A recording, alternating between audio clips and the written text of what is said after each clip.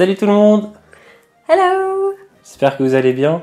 On se retrouve aujourd'hui pour faire un avis critique sur Toy Story 4 qu'on a été voir au ciné ce week-end.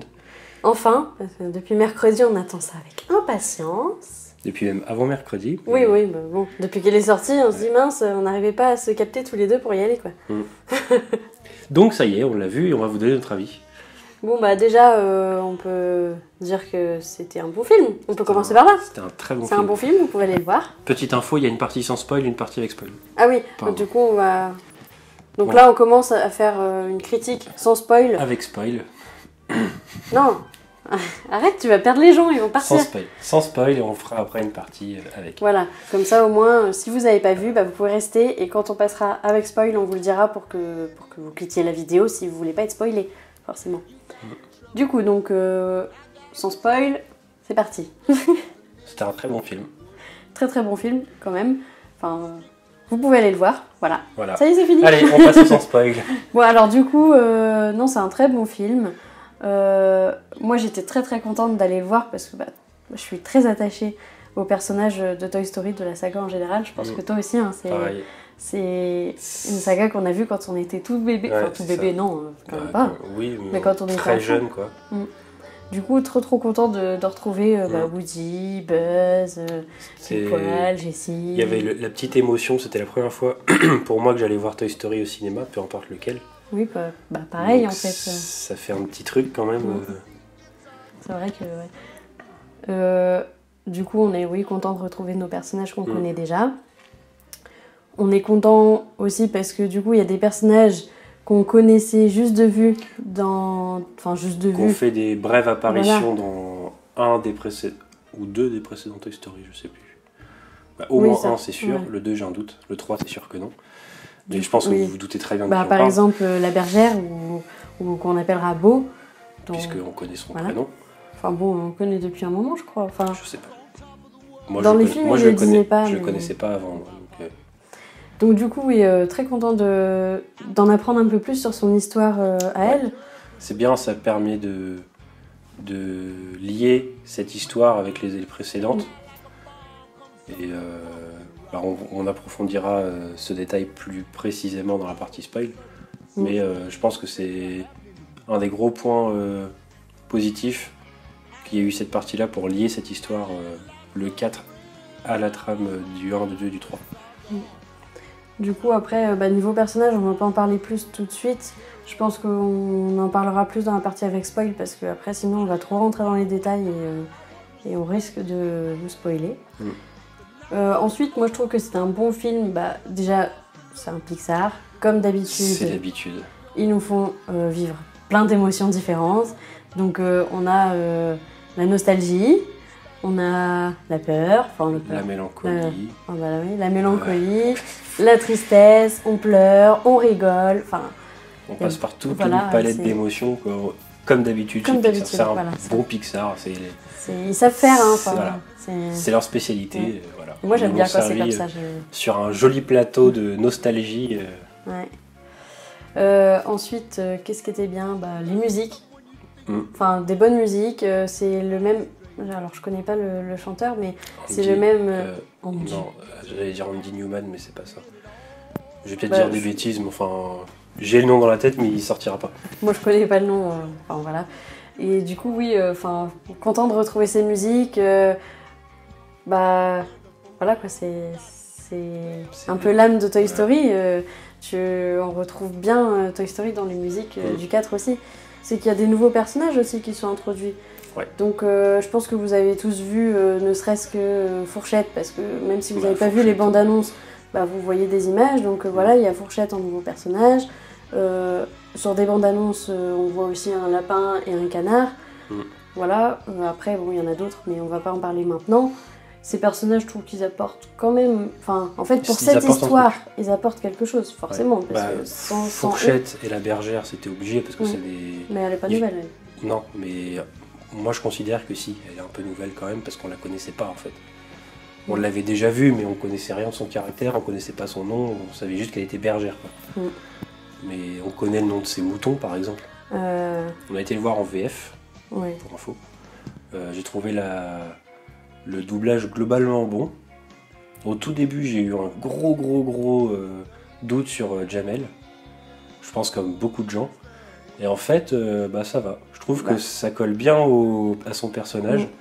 C'est ça, on dirait que son personnage a été fait pour lui, alors que non, parce que c'était américain, quoi. Mais, il y a des gens qui ont beaucoup de mal avec Jamel en doublage parce qu'on le reconnaît en fait. Ouais. Un bon doublage, c'est quelqu'un qui double. On ne dit pas ah tiens c'est lui qui double. Il se met au service du personnage. Là, je trouve que ça allait bien dans le sens du personnage, ça crée un vrai décalage et ça lui correspondait, sa voix correspondait, je trouve. Et après, toujours dans le film, il y a toujours plein de clins d'œil. Hein. On retrouve beaucoup de clins d'œil à des Pixar. Des clins d'œil inattendus. Moi, je m'y attendais pas. Le badge. Ah oui. Bah oui. Bon, par exemple, il y a des clins d'œil à Lao. Il y a des clins d'œil... Teen Toy, du coup, qui était le premier court-métrage qui a fait naître après Toy Story. Pour boucler la boucle, peut-être. Voilà, ça boucle un petit peu, c'est vrai. Hein. Voilà, après... Et Teen Toy, en plus, c'était même pas vraiment qu'un clin d'œil, parce que c'est un vrai personnage. Hein. Il parle dedans. Oui, c'est vrai. Donc... Après, oui, on n'a pas vraiment fait plus attention que ça. Moi, j'ai cru apercevoir des guitares qui nous rappellent Coco. Moi, j'ai pas vu le A113, j'ai pas vu le camion Pizza Planet. Après, on l'a regardé qu'une fois, et c'est vrai qu'en fait, moi, je me suis pas concentrée à regarder tous les détails, en fait. J'étais vraiment prise dans l'histoire. Enfin, au final, oui, l'histoire était assez prudente quand même. Hein. C'était un très bon film. Voilà, bon, on passe à la partie avec spoil. On passe à la partie avec spoil. C'est parti! Donc, la petite transition, c'est que je trouve que ce film, aussi bon soit-il, apparemment, je suis pas le seul à penser ça, mais dès qu'on est sorti de la séance, ça m'a... J'étais obligé de le dire parce que c'était évident. C'est la première critique que j'ai dit. C'est que c'est un spin-off. Tu peux regarder ce film sans avoir vu ni le 1, ni le 2, ni le 3. Ça passe. Sans problème. Et ça apporte rien vraiment à l'histoire. En fait... Tu approfondis l'histoire des personnages. Tu approfondis le background, le lore de Toy Story. Mais en tant que suite... Je pense que moi, le Toy Story 3 était une très bonne fin. C'était la conclusion parfaite. Voilà, en gros, on pouvait s'imaginer que les jouets allaient continuer leur vie comme ils faisaient en fait avec Andy, mais avec Bonnie. Du coup, c'est vrai que là, le 3 faisait une très bonne fin, et le 4, du coup, reprend tout. Tout le monde avait peur en fait de la sortie du 4, et oui, on avait peur. Mais au final, ils ont fait un bon film, mais... Je pense pas que c'est une suite. Je l'ai pas aimé en tant que suite. Je dirais, c'est un excellent film, mais c'est pas une bonne suite. Ça c'est bien. Du coup, pourquoi est-ce qu'on pense ça? Vas-y, commence. Déjà, niveau des... Moi, je vais reprendre avec les personnages. En tout global, j'étais contente à l'origine. Quand j'allais au cinéma, quand j'ai vu le film, j'étais contente de retrouver les personnages. Mais qui est-ce qu'on voit dans le 4? Woody. Dans les anciens personnages qu'on connaissait vraiment. On voit Woody vraiment en personnage principal. Après... Attends, comme ancien personnage principal qu'on voit dans le 4. Voilà, c'est ça. Donc on voit Woody en personnage principal. Buzz, non. on le voit un petit peu. Non, mais en fait, je vais détailler tous les personnages. Okay. Buzz, on le voit un tout petit peu. Mais genre, il fait quoi 2-3 trucs, 2 scènes. Il a une petite séquence à lui. Voilà. Quoi. Jessie. Il a sa petite séquence quand il va aller récupérer Woody. Oui, voilà. C'est ça, mais en plus, il l'abandonne même. Il le laisse tomber. Buzz, il ressemble pas du tout au Buzz qu'on connaît. Enfin, pour moi... Quand il joue, voilà, qu'il arrête pas de lui dire il faut aller le chercher, machin, truc. Je sais pas si je me trompe, mais c'est ça, c'est que Buzz, il appuie sur ses boutons pour savoir quoi faire. Est-ce qu'il faisait ça avant? Pas du tout. Il avait de l'initiative quand même. Là, en fait, les jouets lui demandent Buzz, qu'est-ce qu'on fait? Il sait pas. Il est là, j'appuie. Ah, ma voix intérieure m'a dit de faire ça. En fait, ça rajoute du comique, parce que c'est marrant en fait. Ça le dessert. Mais c'est plus Buzz qu'on connaît, c'est plus le même. Ça le dessert. En fait, il a perdu tellement de crédibilité avec ça. C'était Buzz, quoi. Il prenait tout au premier degré. Ça faisait partie de lui. Donc je pense que le fait que Woody lui dit t'écoutes ta petite voix, il l'a pris vraiment au premier degré. Mais ça l'empêche pas de prendre des initiatives, quoi. C'est ce qu'il faisait avant. devenu... Là, un robot, enfin ouais, un robot limite qui écoute juste ce qu'on... Pas très intéressant, quoi. Non, vraiment. Enfin, c'est un personnage que j'aime bien dans le 1, le 2, le 3 aussi, mais dans le 4 il est pas intéressant, comme tu dis. Ça. Il sert pas à grand-chose. Ensuite, il y a Jessie, dans les personnages que j'aimais bien, qui du coup on la voit pas du tout. Enfin, elle dit deux phrases, ouais, tout cassé, c'est tout.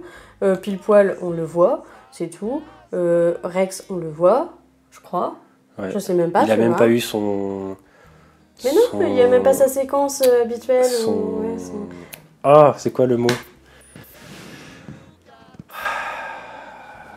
Vas-y, continue, ça va me revenir. Si je crie un mot qui n'a aucun sens avec ce qu'on dit, c'est que j'ai retrouvé ce que je voulais dire. Donc, Rex, voilà, on l'aperçoit. Bayonne, on l'aperçoit. Monsieur et Madame Patate, on les voit vite fait. Comic Relief, c'était peut-être ça que je voulais dire. Il n'a pas eu son gag habituel qui veut faire peur et qui n'y arrive pas. Voilà, il y a que Woody, des anciens personnages. C'était pas Comic Relief. Qu'on voit.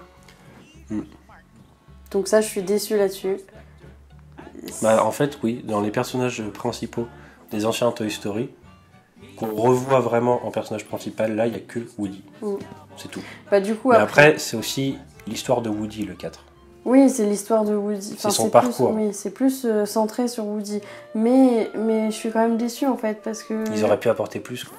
Parce que je les aime bien, ces personnages. Par exemple, pour guider Woody, pour l'aider, en fait, non, même pas... C'est pas eux, en fait, qui vont guider Woody. Du coup, c'est l'introduction de la bergère en tant que personnage principal. Enfin, là, oui. Du coup, on trouve une bergère qu'on connaissait pas du tout, qui est badass. Carrément, j'aimais très bien la bergère toute douce, voilà, moi, c'était un personnage que j'aimais bien. Là, non, c'est plus du tout ça. En gros, la vie l'a amené à se débrouiller seule dans la nature, on va dire, en tant qu'objet perdu.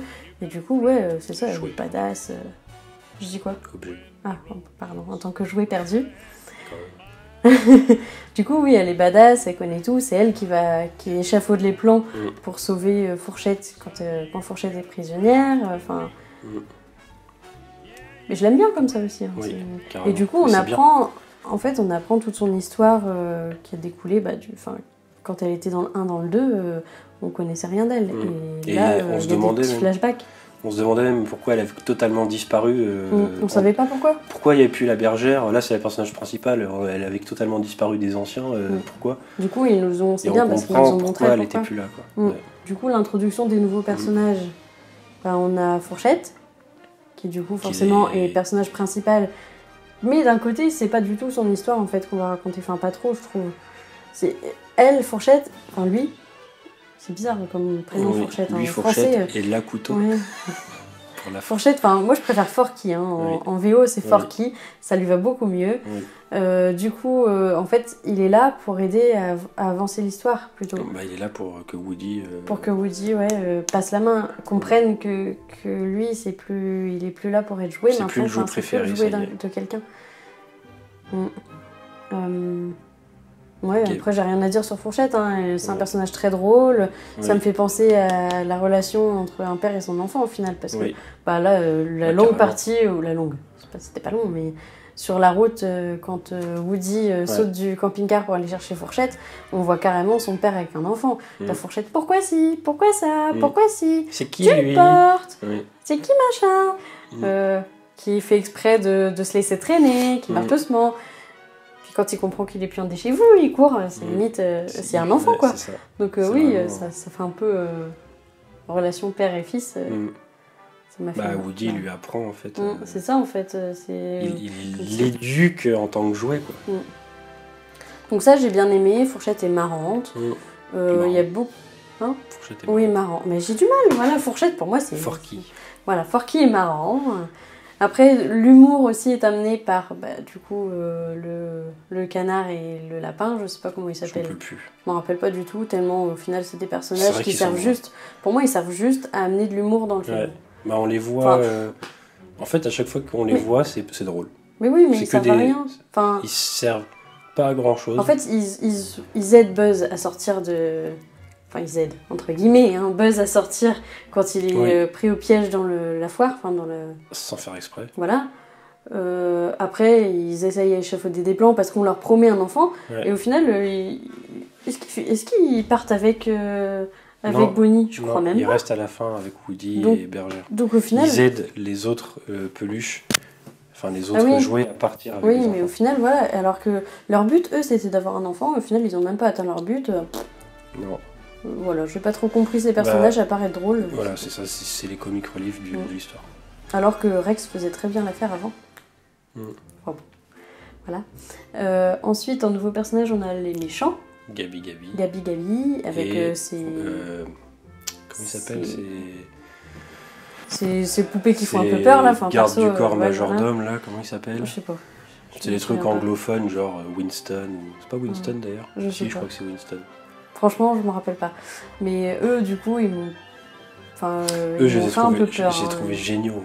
Après, Gabi, franchement, je trouve que c'était un bon personnage. Elle fait tellement... Ces personnages-là, ils faisaient tellement j'ai pas mes mots.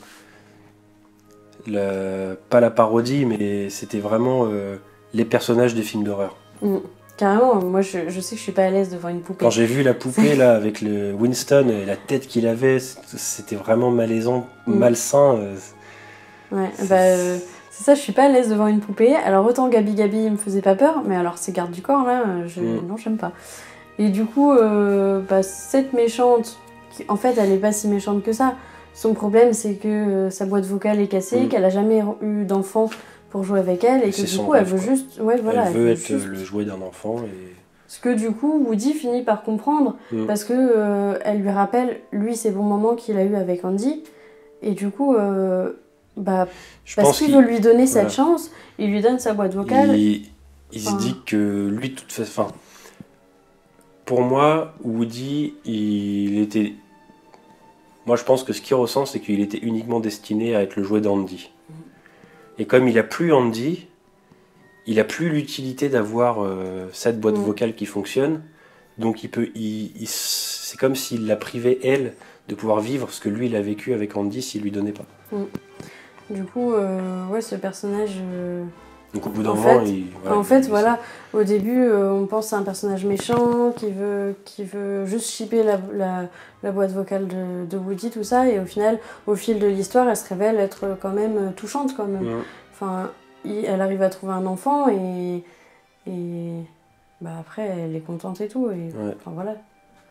C'était un bon. Et je trouve que là-dessus, la VF sur la poupée, moi je l'ai trouvée bien. Parce que... ça apportait vachement au côté psychopathe, horrifique de la poupée. La VF est plate. En fait, c'est comme si c'était vraiment un jouet horreur à la base. C'est ça, enfin, la VF est plate, sans émotion, tout ça. Alors, je sais pas si c'est fait exprès. Pour moi, je pense que c'est fait exprès que ça soit joué comme ça. Et du coup, je trouvais que la VF était bien sur Gabi. Ça apportait vraiment au côté malsain, quoi.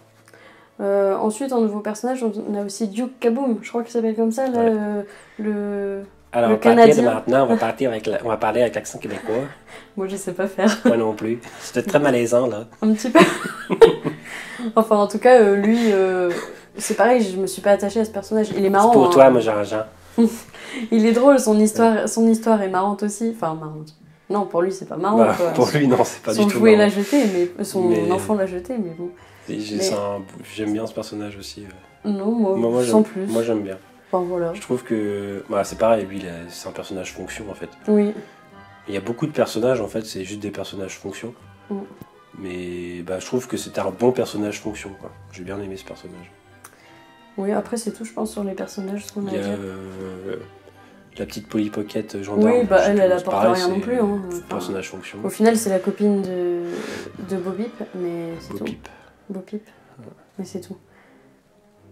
C'est pareil, on parle des personnages fonctions. En fait, Woody, c'était un personnage fonction, c'était le jouet d'Andy. Et pour moi, c'est comme ça qu'il le voyait, c'est que il était là juste pour Andy. Et maintenant qu'il a plus Andy, il est totalement perdu, il sait plus quoi faire.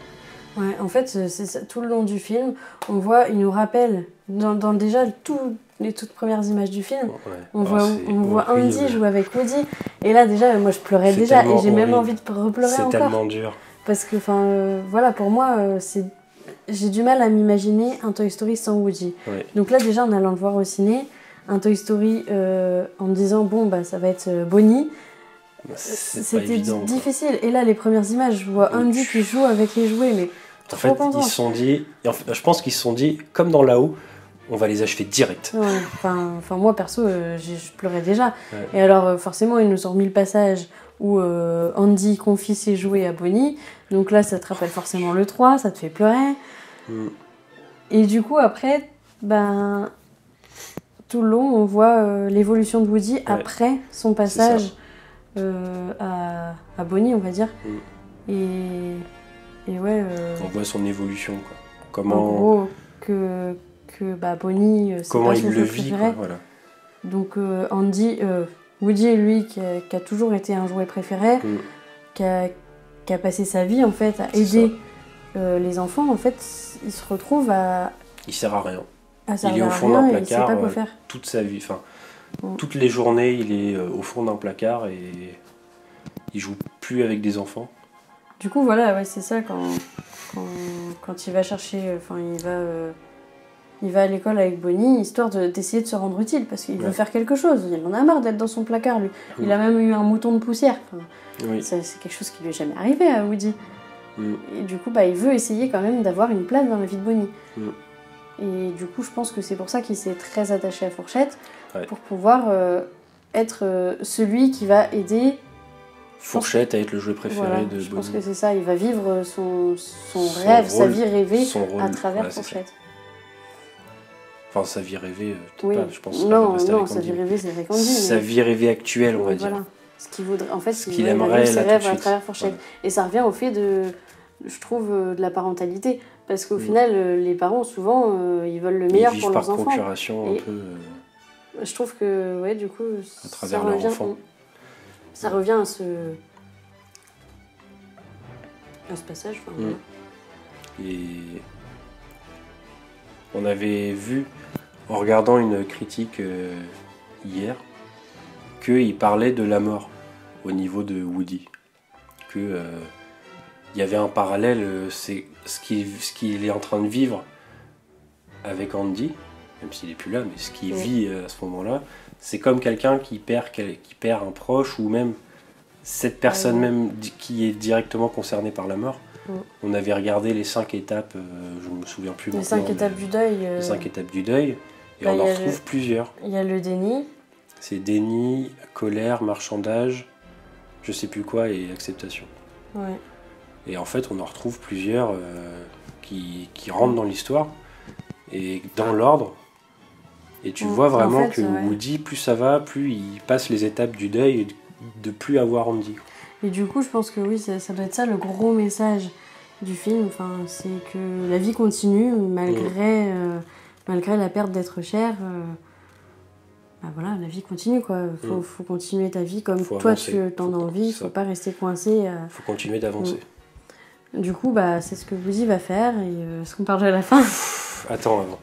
Et du coup, je sais pas si je l'ai dit tout à l'heure, mais quand je disais, pour revenir au personnage fonction, Woody, c'était juste... sa fonction, c'était le jouet d'Andy. À la fin, il a plus de fonction. C'est juste Woody. C'est comme si c'était libéré de quelque chose. Ça me déchire le cœur qu'il soit libéré de cette chose.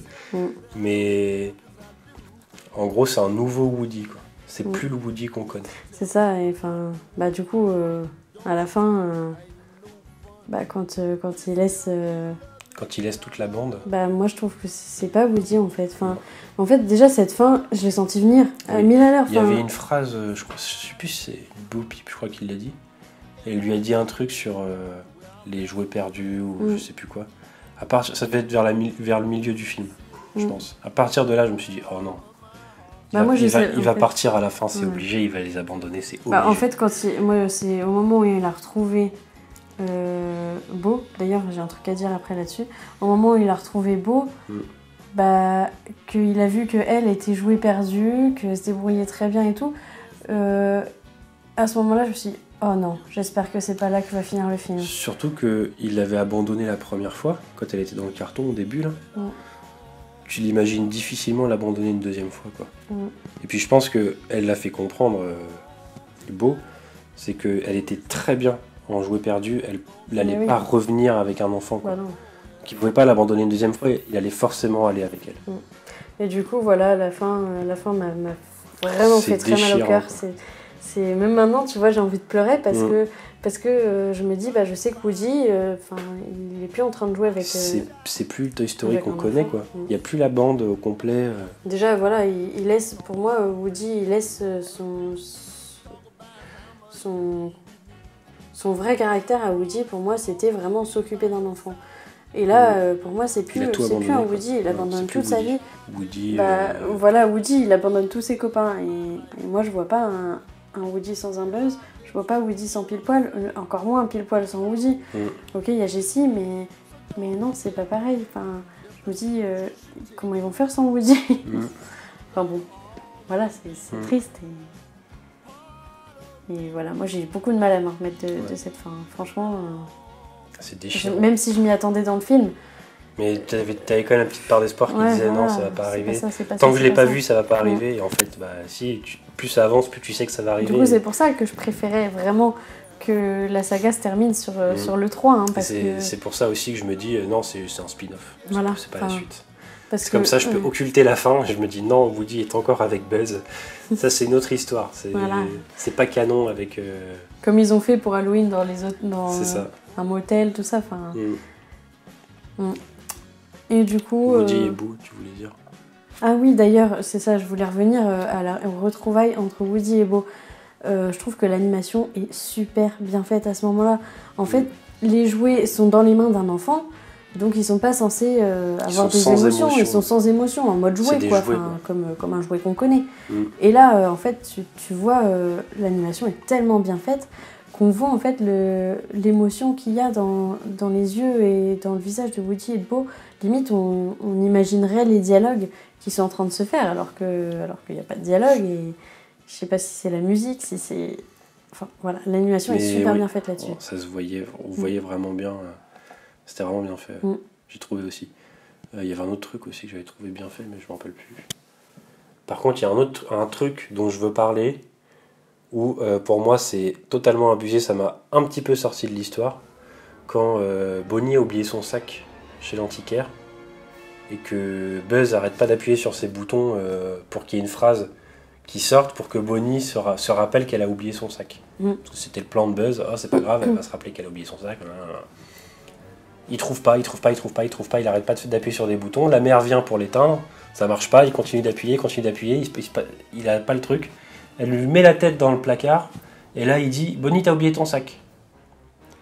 Jamais la mère, elle s'est dit « Tiens, c'est marrant, Buzz, il a une phrase préenregistrée qui dit « Bonnie, t'as oublié ton sac ». Et comme par hasard, elle a oublié son sac. Non mais, c'est vrai, moi je me dis la mère, elle a peut-être pas entendu, enfin c'est bizarre. Je trouve aussi, ou sinon la mère elle a pas fait. Quand j'ai entendu ça, disait, je me suis dit mais non, mais c'est pas possible. Bah oui, il se serait grillé, enfin c'est un petit peu Quand il a dit ça, à ce moment-là, quand il a dit ça, je me suis dit bah ça y est, toute l'histoire des jouets est grillée. C'est que maintenant les parents savent que les jouets sont vivants. Bah les humains savent que les jouets sont vivants. Bah non, en fait, elle a juste. Non, en fait, c'est le Deus, parce que j'avais envie de sortir ce terme, c'est le Deus Ex Machina qui a sauvé le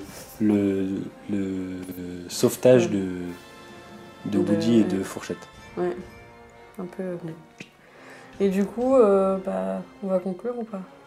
Je pense que moi j'ai plus rien à dire, à part que du coup je vois pas, franchement je vois pas de suite à faire après le 4. Non, moi j'en vois une seule. Pour moi, c'est la seule suite qui serait valable. Et qui serait trop bien. Et qui serait vraiment trop bien. Moi, je trouve, pour boucler la boucle, c'est qu'on retrouve Andy, père de famille, qui retrouve tous ses anciens... C'est très dur à dire. Qui retrouve tous ses anciens jouets pour les donner à son fils. Bah, par exemple, oui, ça, ce serait Woody beau, est genre dans un antiquaire ou quelque chose comme ça. Et là, j'imagine tellement la séquence émotion où tu vois Woody en train de voir Andy... Je pense pas qu'il le reconnaîtra. Ce qui serait beau, c'est qu'il le reconnaisse pas. Et que ce soit Andy qui reconnaisse Woody. Ouais, mais il pourra dire « Oh, j'avais un jouet comme ça ». Ce qui serait bien, ou même qu'ils se disent « Oh, j'avais un jouet comme ça », il le prend et il voit sous la botte, c'est écrit Andy. Quoi. Bah non, parce que maintenant, c'est écrit Bonnie. D'ailleurs, non, il y a une botte où c'est écrit Andy et une botte où c'est écrit Bonnie. Ah oui, il y avait les deux. Ah, ça, j'ai pas vu. Ah. Ça, ce serait beau, ça. Ouais, carrément. C'est la seule suite pour moi qui serait valable. Ça serait vraiment une bonne suite. Si vous entendez l'équipe Pixar... Écoutez-nous, s'il vous plaît. Faites pas une suite sans Woody. Ça, non. Pas de suite sans Woody, surtout c'est pas que possible. du coup, il y aurait une suite avec tous les personnages. Puisque s'il récupère tous ses anciens jouets, Woody, Buzz, Pile-Poil, Jessie, tout le monde, quoi. Enfin, voilà. Du coup, après, en fait, on a l'impression que dans la partie spoil, on a dit que des mauvais trucs. Bah, on chipote. Ouais, en fait, c'est ça, on chipote beaucoup. Hein, en fait, on critique le fait que ce soit la suite. Ouais, c'est ça. Au final, le film est vraiment bon, quoi. Il faut y aller. Oui, il faut y aller quand même. Mais en tant que suite... Voilà. Mais prévoyez vraiment vos mouchoirs. Enfin, si vous êtes comme nous... Après, je pense pas du début à la fin. Je pense pas qu'il y aura une suite, puisque si je dis pas de bêtises, à chaque fin de Toy Story, on voit le plan qui remonte vers le ciel et on voit les nuages. Non, il n'y a pas les nuages. On voit les nuages de Toy Story, et à la fin de celui-là, on voit pas les nuages, on voit juste une pleine lune. Oui, mais c'est pas pour ça qu'il y aura pas de suite, parce que regarde, Toy Story 3, ils étaient pas censés faire une suite, et ils ont mis les nuages à la fin. Bah ouais, mais à chaque fin, il y avait les nuages. Là, il n'y a pas de nuages du tout, c'est la pleine lune. Et pleine lune, pour moi, ça veut dire fin de la journée, c'est la fin de quelque chose. Ou alors juste fin d'une journée, fin d'un voyage, je sais pas. Oui. Pour moi, il n'y aura pas de suite. Bah, on verra. Hein. Je pense on verra dans... dans 10 ans. Les nous du futur le savent. Ouais. Bon, bah voilà. Bon, en tout cas, allez voir ce film. Dites-nous en commentaire si vous avez déjà été voir ce film, ce que vous en avez pensé, si vous avez des choses à rajouter par rapport à ce qu'on a dit, ou au contraire, si vous n'êtes pas du tout d'accord avec nous. Nous, ça nous intéresse. Enfin, moi, perso, ça m'intéresse de voir les avis de tout le monde. Donc, voilà. Et puis, n'hésitez pas à lâcher un petit pouce bleu si vous avez aimé, à vous abonner. Ciao! Salut!